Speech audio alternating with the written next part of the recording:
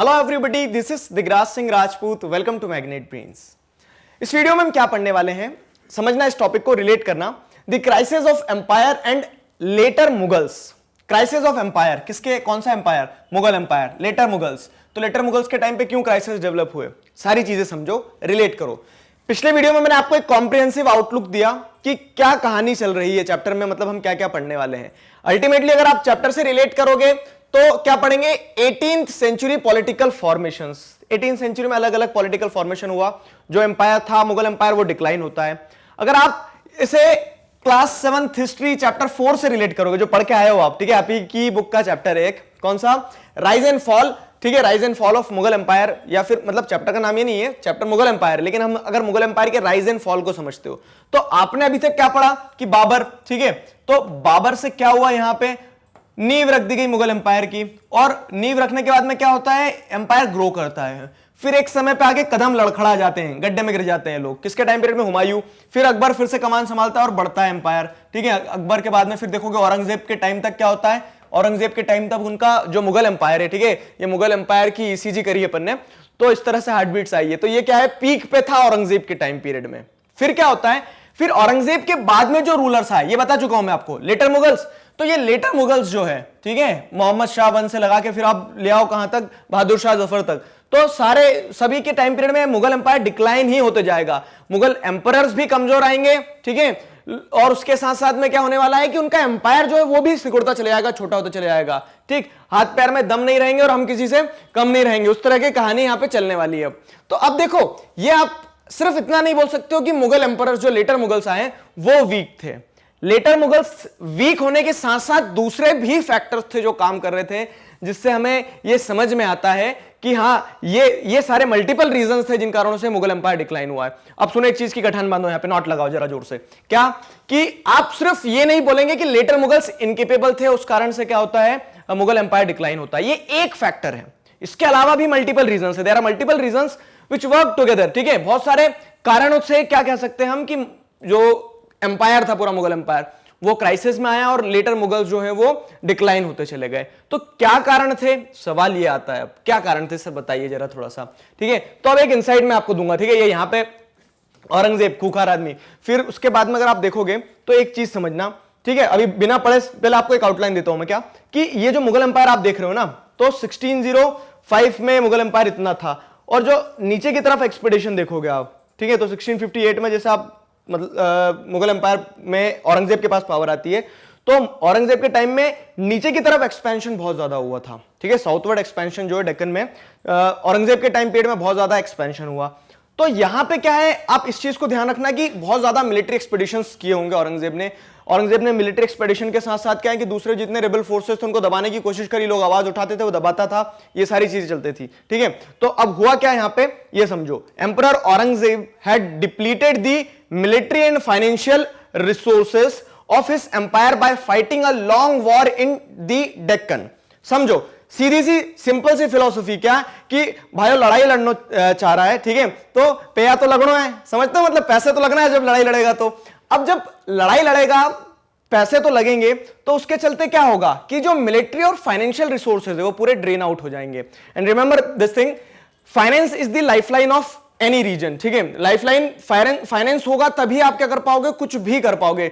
अब चाहे आपको एक ऑर्गेनाइजेशन चलाना है, एक पूरा का पूरा एम्पायर चलाना है, तो यहां पे क्या है, पैसे की कमी आ गई। अब पैसे की कमी आ गई तो दिखती बात है, जो एम्पायर फ्लरिश हो रहा था एक समय में, एम्पायर में पैसा था, राजा के पास अगर पैसा नहीं होगा, क्योंकि राजा ने पैसा सारा बम गोले बारूद खरीदने में लगा दिए होंगे, लड़ाई लड़ना था, तो उसके चलते फिर क्या होता है, धीरे धीरे एम्पायर डिक्लाइन होगा। एक कारण ये हुआ, ठीक है। और देखो और रीजंस क्या थे, अगर सेकंड रीजन देखें हम, तो इनएफिशिएंट सक्सेसर, जोड़ देना इसको, इनएफिशिएंट सक्सेसर्स। इनएफिशिएंट सक्सेसर मतलब क्या है कि चलो, जैसे ऐसा रहता है ना कि आपको बहुत अच्छा बिजनेस बना के जमा के दे गए आपके पिताजी ने, आपके दादाजी ने, अगर आप उस बिजनेस को नहीं चला पाओगे तो क्या हो जाएगा, सब सामान उठा उठा के ले जाएंगे आपको और बिक जाओगे, दिवालिया हो जाएगा। तो उस सेंस में क्या है कि एम्पायर औरंगजेब के टाइम पे पीक पे था। एक यहां पे बहुत अच्छा इंटरप्रिटेशन मैं आपको बताता हूं, हिस्टोरियन से इंटरप्रिटेशन निकालते हैं। इस इंटरप्रिटेशन को आप अपनी पढ़ाई में लगाओ बच्चों, ठीक है, इस इंटरप्रिटेशन को आप अपने काम में लगाओ, किसी भी चीज में। इस हिस्ट्री क्या करती है, हम हिस्ट्री क्यों पढ़ते हैं, हम सीखते हैं हिस्ट्री से कुछ ना कुछ। यहां पे आपको हिस्ट्री से सीखना है। देखो, औरंगजेब ने एक्सपेंशन बहुत ज्यादा किया, ठीक है, बहुत बड़ा एम्पायर बना लिया, लेकिन उस एक्सपेंशन को वो कंसोलिडेट नहीं कर पाया, तो हम क्या बोलेंगे, expansion without consolidation leads to decline. जो कॉम्पिटिटिव्स की तैयारी कर रहे हैं, आप क्लास 7 में पढ़ रहे हो, आप बहुत सारा पढ़ लो, अलग अलग 10 15 20 25 50 किताबों से पढ़ लो, लेकिन अगर आप रिवाइज नहीं करोगे, एक्सपेंशन कर लिया, कंसोलिडेट नहीं कर पाओगे, तो इट लीड्स टू डिक्लाइन। वही चीज औरंगजेब ने भी करी, क्या कि औरंगजेब ने एम्पायर तो बहुत बढ़ाया, ठीक है, लेकिन उसे कंसोलिडेट नहीं कर पाया। आपने बिजनेस बहुत बढ़ाया लेकिन संभाल नहीं पा रहे हो, तो एक दिन वो डिक्लाइन होने वाला है, ठीक है। तो ये यहां से एक लाइफ लेसन सीखा आपने, क्या कि expansion without consolidation leads to decline. वही हुआ, उसने एक्सपेंशन बहुत कर दिया लेकिन वो कंसोलिडेट नहीं कर पाया। उसके बाद में जो सक्सेसर्स आए वो इनएफिशिएंट थे, ठीक है, इनएफिशिएंट थे, तो उनसे बना नहीं विचारों से। अब क्या हुआ, तो the efficiency of imperial administration broke down. तो एक समय पे जो एडमिनिस्ट्रेशन सेटअप किया था मुगल एम्परर्स ने, जैसे औरंगजेब ने, सॉरी अकबर ने, अकबर के बाद के जो रूलर्स आए, जहांगीर, शाहजहां, इन लोगों ने जब जो पूरा का पूरा सेटअप बना के गए थे, वो सेटअप बहुत मजबूत था, ठीक है। लेकिन क्या होता है कि इनएफिशिएंट सक्सेसर्स के पास में आने से एफिशिएंसी जो थी इंपीरियल एडमिनिस्ट्रेशन की, वो धीरे धीरे धीरे धीरे खत्म हो गई, पूरी एफिशिएंसी खत्म हो जाती है। एंड इसका रिजल्ट क्या निकल के आता है पता है, it became difficult to keep a check on powerful mansabdars, ठीक है। इसका रिजल्ट ये, मतलब रिजल्ट या फिर कह सकते हो कि कॉज क्या रहा कि एफिशिएंसी इंपीरियल एडमिनिस्ट्रेशन की कम हो गई है। तो जो मनसबदार हुआ करते थे, मनसबदार ध्यान करो, चैप्टर 4 में पढ़ के आए हो आप। मनसबदार कौन, तो मनसबदार पे अगर आप ध्यान दोगे तो एक दो एग्जांपल बता दो। जैसे मानसिंह, राजा मानसिंह मनसबदार थे, ठीक है, इनके पास क्या जात और सवार रैंक होती थी, कुछ कुछ ध्यान आया, ठीक है।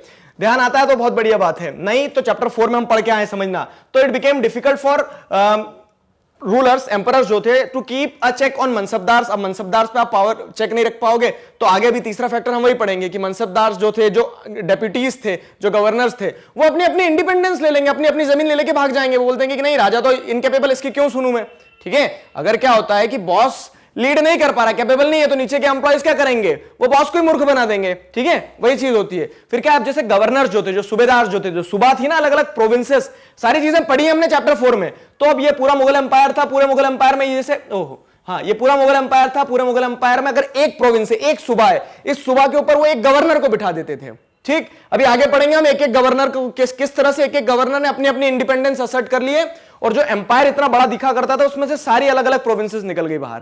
तो यहां पे यही बताया गया कि क्योंकि सक्सेसर्स इनएफिशिएंट थे, तो जो गवर्नर्स को डिप्यूट किया गया था, अपॉइंट किया गया था, जो सूबेदार्स थे, वो सूबेदार्स ने क्या कर दिया कि उन्हें, सूबेदार्स को क्या क्या पावर दी गई थी, सूबेदार्स को जैसे देखे तो मिलिट्री पावर दी गई थी, लेकिन वो लोग क्या कर रहे हैं, ठीक है, they hold extra ordinary political, economic, military powers. उन्होंने बोला सब दे दो, सारी power tends to corrupt and absolute power corrupts absolutely. अब उनके पास एक बार पावर आई ना, तो उन्होंने धीरे धीरे फिर अपने हिसाब से चीजें करना स्टार्ट करी। उन्होंने अपनी पावर का इस्तेमाल करते हुए राजा को ही चैलेंज करना स्टार्ट कर दिया। मतलब उन्होंने ये सोचा कि बस अब तो अपना सब कुछ हो गया, पावर आ गई अपने पास में, तो राजा से अलग हो जाओ, राजा वीक है, ठीक है। तो जब इनएफिशिएंट सक्सेसर्स आए, वीक सक्सेसर्स आए, तो उसके चलते क्या होने लगा कि लोग इस तरह से अलग होने लगे। तो hold extra ordinary political, economic, military powers over vast regions of Mughal empire. यह है समझ में। अब इसका इंपैक्ट क्या हुआ पता है इन सारी चीजों का, जब मनसबदार पावरफुल हो गए, सूबेदार्स, गवर्नर्स जो थे वो पावरफुल हो गए, तो इसका इंपैक्ट ये हुआ कि governors consolidated their own control. ये चीज एक्सप्लेन कर रहा हूं, समझना। गवर्नर्स ने बोला राजा से कुछ सद नहीं रही है, ठीक है, अपन अपनी देखो भैया, ठीक है। तो इन्होंने बोला बहती गंगा में हाथ धो लो, राजा तो वैसे ही कमजोर है, आपस में लड़ रहे हैं, नोबल्स वगैरह भी आगे बताऊंगा मैं। तो गवर्नर्स ने उनका जो कंट्रोल था वो कंसोलिडेट किया, और उसके साथ साथ में क्या होता है, अब जब गवर्नर्स ने उनका कंट्रोल कंसोलिडेट करना स्टार्ट किया, तो फॉर एग्जांपल समझो, जैसे यहां पे क्या है कि ये मुगल एम्पायर था, ये कोई बंगाल की प्रोविंस थी जैसे। अब आगे पढ़ेंगे अभी सारी प्रोविंस के बारे में। बंगाल का ये जो सूबा था, तो इस सूबा का जो गवर्नर रहने वाला है, ठीक है, बंगाल का जो सूबा, बंगाल के सूबा का जो, चलो कौन था ये कमेंट सेक्शन में आप बताएंगे, ठीक है, आगे, क्योंकि हम बंगाल पर जब पढ़ेंगे मैं आपको समझाऊंगा।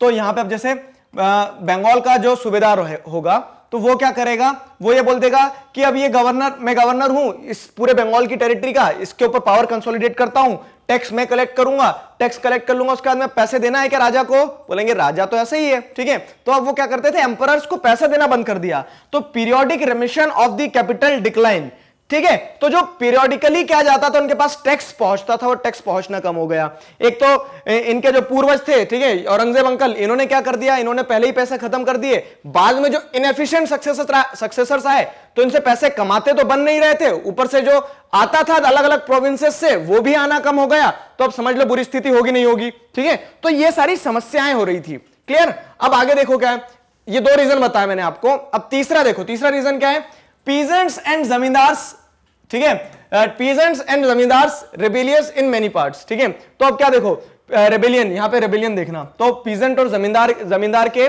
रेबेलियन, कैसे रेबेलियन, क्यों हुआ सर, ये जरा समझाओ। चलो इस चीज को समझो अच्छे से।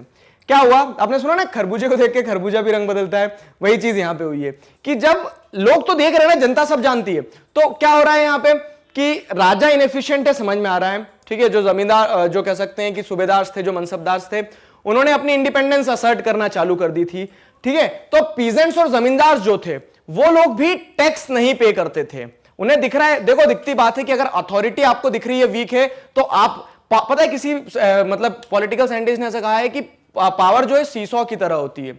पावर सीसॉ की तरह मतलब क्या होती है, सीसॉ समझते हैं, इधर बैठते इधर ऊंचे होते इधर, कि एक की पावर कम होगी तब अपने आप ऑटोमेटिकली दूसरे की पावर बढ़ जाएगी, अगर इसकी पावर बढ़ेगी तो बाकी सबकी पावर अपने आप डिक्रीज हो जाएगी। तो वही चीज यहां पे हो रही है, लोग भी देख रहे हैं राजा इनएफिशिएंट हो रहा है, तो पीजेंट्स और जमींदार जो टैक्स पे करते थे उन लोगों ने भी टैक्स पे करना मना बोल दिया, ठीक है, और बोल दिया हम तो इंडिपेंडेंस ले रहे हैं। They started asserting their independence, वही चीज होती है, ठीक है। तो वो रेबेलियन करने लगे, और रेबेलियन के कारण क्या थे, प्रेशर ऑफ माउंटिंग टैक्सेस। राजा बोल रहा है मैं टैक्स बढ़ाऊंगा, ये बोल रहे बढ़ा लो, हम देंगे ही नहीं, ठीक है।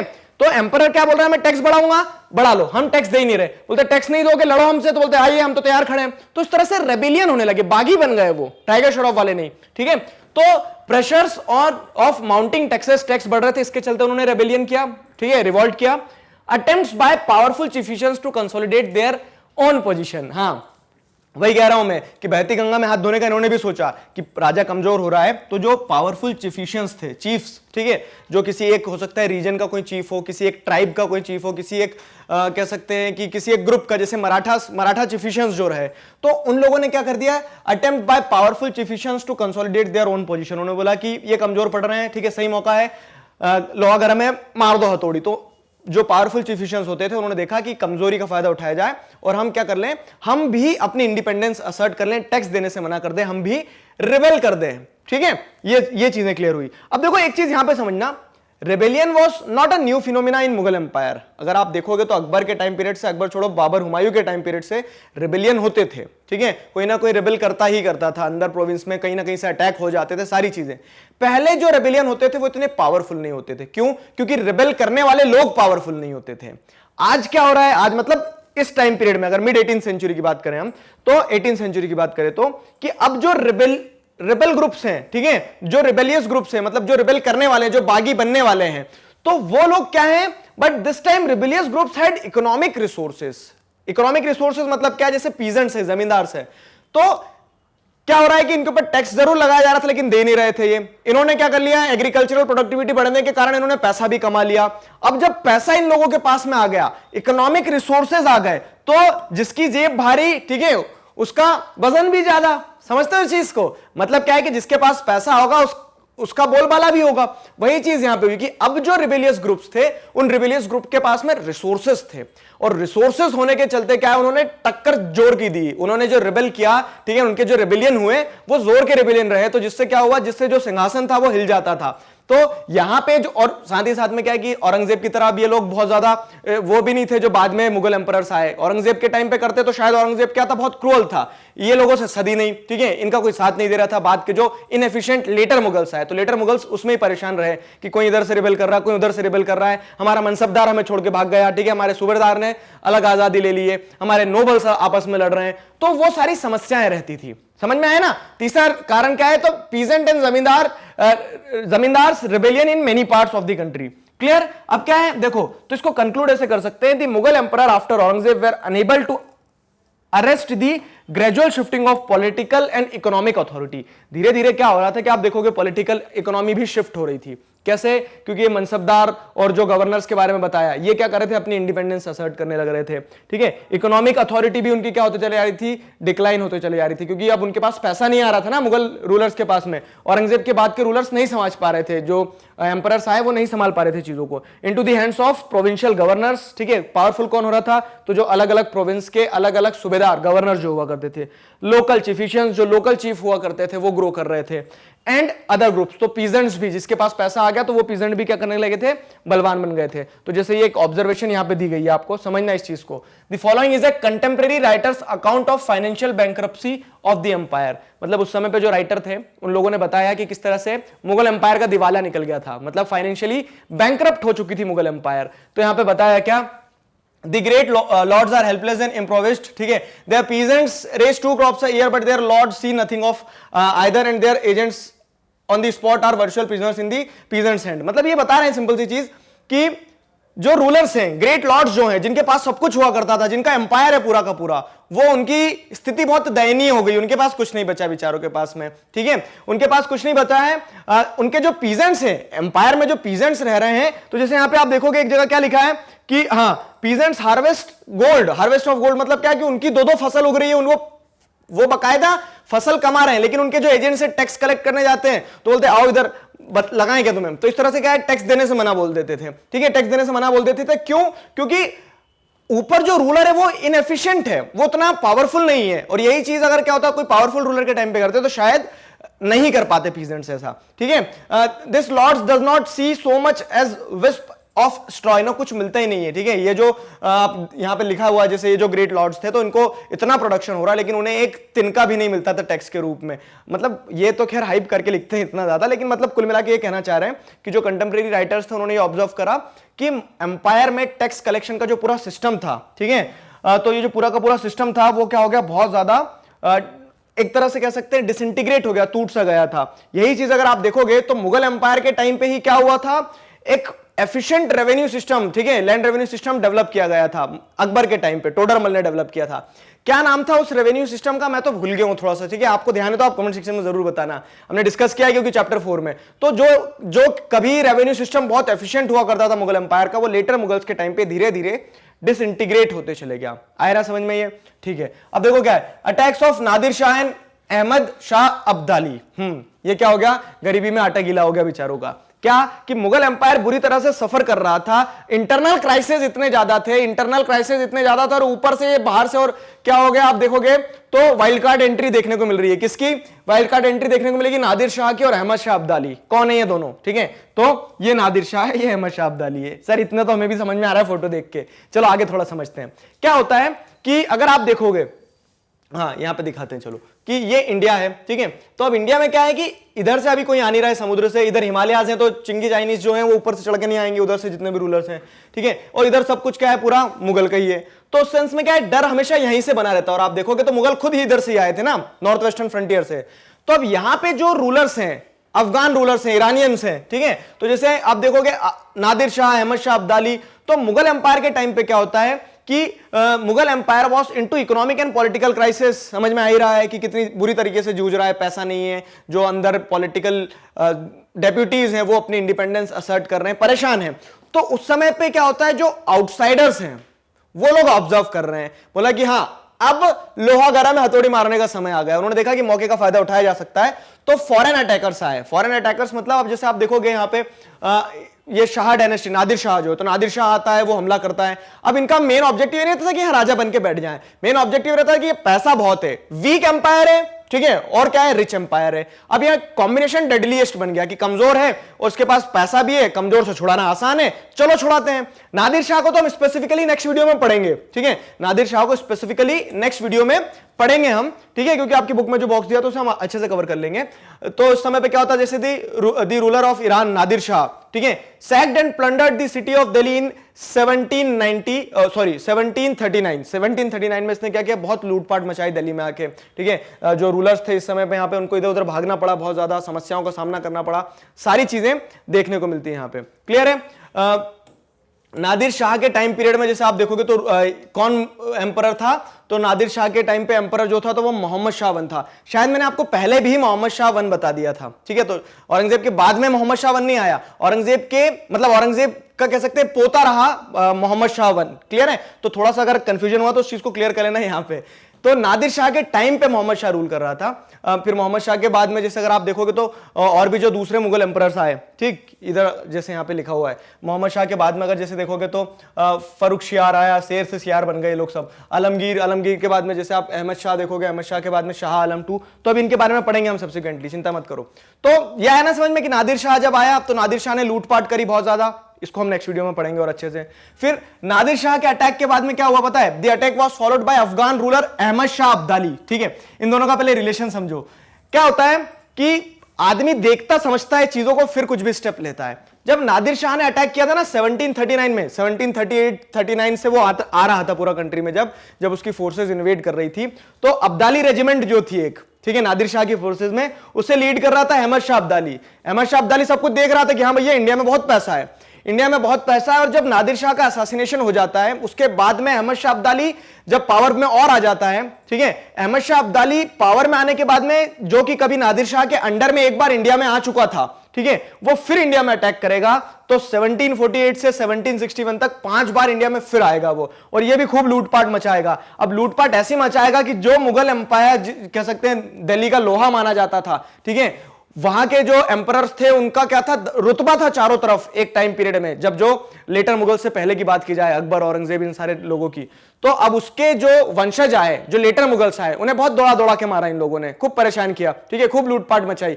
तो इस तरह से क्या है, नादिर शाह और अहमद शाह अब्दाली, ये इन्वेडर्स ने जो अटैक किया तो यहां से लूटपाट करके ले गए, ठीक है। वही मैंने आपको बताया, गरीबी में आटा गीला हो गया इनका, कैसे मुगल एम्परर्स का, पहले ही पैसों की कमी थी, पॉलिटिकल डिसइंटीग्रेशन होते चले जा रहा था, और ऊपर से ये रूलर्स आ गए।